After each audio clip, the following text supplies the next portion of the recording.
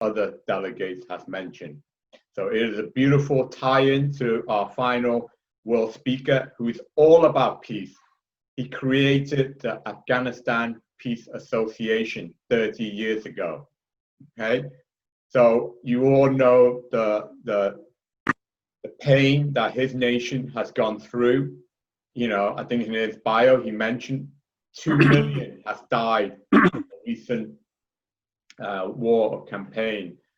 But him and we will work together to achieve what he set out with his Afghanistan Peace Association that he created as an NGO 30 years ago. And this is exactly the kind of implementation, the solution that we need to apply to, is bring peace, not in the Golan Heights, not only in America, not only in China, but in Afghanistan. And I'm so blessed to be associated with this great gentleman who was the presidential candidate for his nation in 2015. So Dr. Nadi, I will pass it over to you, sir. Thank you. Thank you very much, Dr. Leong. Can everybody hear me? I mean, do you have my voice? Yeah, hear you perfectly. I thank you very much, Dr. Leong and Andrea and everyone else on this platform. I'm very happy, glad, and honored to be among you all and talk about the most fundamental issue that relates to all of us, which is humanity, saving humanity in this very one single planet that we live on. And I always thought and said that if we could not, as human beings, save this planet, who will? This is the one fundamental question that all human beings have to be concerned about and think about and come up with ideas as to how we can make this planet with humanity live as long as it is possible before we as human beings use the technology or use our knowledge to destroy it. And in the human history, we have seen such big events that we have lost thousands and thousands and millions of our fellow human beings because of greed of certain politicians or certain nations trying to overrule and rule over other countries and other nations, and they have lost their lives and they're no longer with us and they will never be with us again. So when I notice these dangers, I of course think that I have to, as a human being who cares for all humanity, and since I have studied biology, or basically cellular biology, and I know how it works, that human beings come about and finally get the consciousness, and finally they become thinkers, and you know, they can plan things, and also, so I also become to think about saving them. In any way, I just would like to say that only about 5-10 years ago, it was not possible for people of like-minded people to come together and talk on a platform about the future of humanity.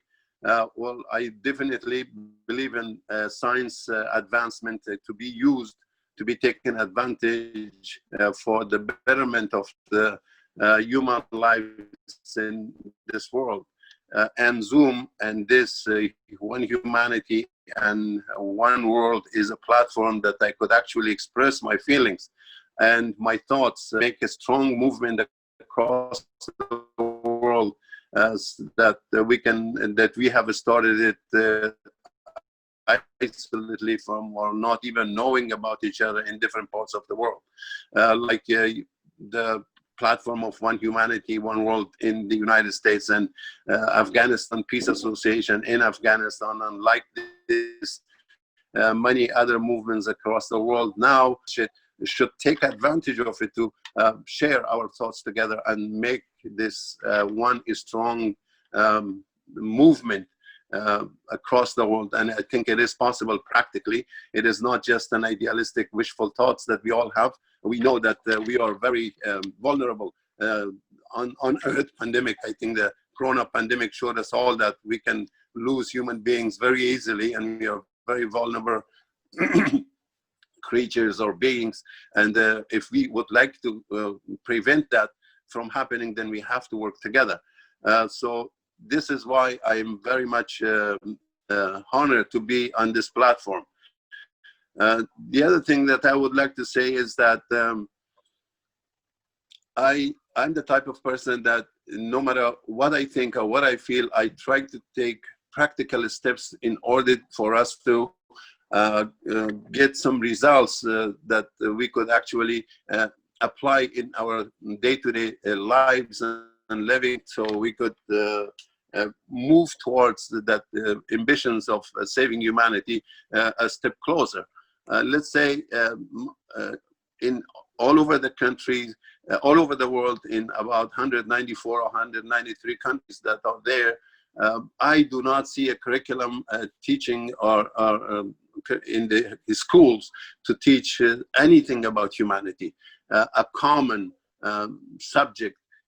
Basically, it is non-existent in any curriculum of studies in any schools anywhere in the world. I have not seen that. This is something that we have to work and propose and make at least one subject that we could all teach in our schools, teach our children, train them and raise them in a way that they can actually understand what humanity is, what human beings are, how we can cross the racial borders, national borders, interest borders, and all that, and come closer to each other. We can teach our children mathematics, chemistry, biology, and everything else. And the same way that, let's say, I understand biology, a kid maybe in Zambia could understand biology, or another person. But as far as humanity or teachings about humanity and human interest and future is concerned, I don't see such subject in any curriculum anywhere in the world. So this is something that maybe on the day of public services of the United Nations, we can propose to the United Nations to create such a subject and distribute it across the world to all educational systems. So our kids, also our children, think like and think the same and value humanity as much as we do. This is a practical step that I would like to see if we could initiate it in the future. The other thing is that, let's say, I want to just focus a little bit on what's going on in Afghanistan. I created the Afghanistan Peace Association 30 years ago after realizing that the war in Afghanistan was not an Afghan war, and it was an outside war. Afghanistan just became the battleground, and we have lost more than 2 million people in the past 40 years. And the only way that we can, prevent that or stop that is that we have to become a force or a pressure group inside Afghanistan, and that's what I've been trying to do in the past. And I I have good success in what I'm trying to do. I have organized about close to 20,000 people in all the 34 provinces of Afghanistan, and this is what I'm trying to do, is to raise the voice of Afghans at the international platform. That's why we also made a conference in 1999 at the United Nations Church Center, and we invited many people to listen to us. And finally, I think the world has decided that the only way that they can prevent the war in Afghanistan is to come to negotiation and talking to each other. And I hope this is going to happen within the next 2-3 weeks in Afghanistan after 40 some years, and we will be able to stop the killings of human beings, which are all valuable anywhere in the world. So I feel pretty good about this.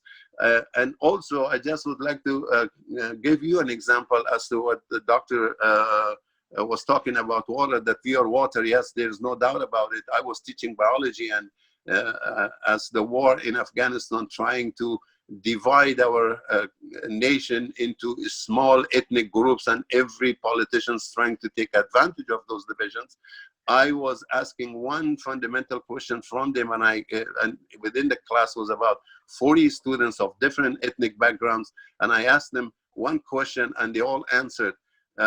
The question was that, okay, we are here, different ethnic groups, but if we fall in love with each other, I'm trying to get married because it was a classroom full of youngsters. Do you think that we can get a child?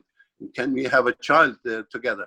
of different groups. Everybody said yes. I said that is where that's what's important, because we are genetically one race, and that is human race. Anything else is artificial, is based on different feelings of superiority. Everything is that is not scientifically proven facts. The scientifically proven fact is that we all are human beings, and we have one gene pool, and that gene pool is the gene pool of humanity. So we have to work together, understand each other, try to bring the human race together, which has been divided and kept apart by lack of communication and technology and whatnot, national borders and all that. So this is the time that we do have all the possibilities. We have the power of technology that can bring us together from all across the world. And yes, we do need to take practical steps in order for us to raise our children with the same kind of minds that you and I on this platform have. And we think alike from a different part of the world, and we work together right now. So this is something that we have to bring to our schooling of our children, and try to raise them with the values that we in this platform think and believe that is the only value that if we all cherish and respect can save humanity. And that's why I'm here, and I thank Dr.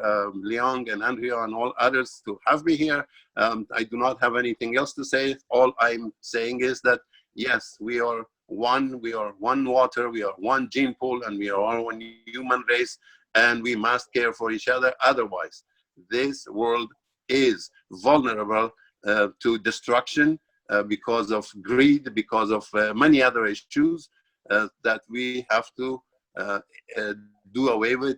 And we can only do that if we all work together and become a powerful organization and movement across the world. Thank you all.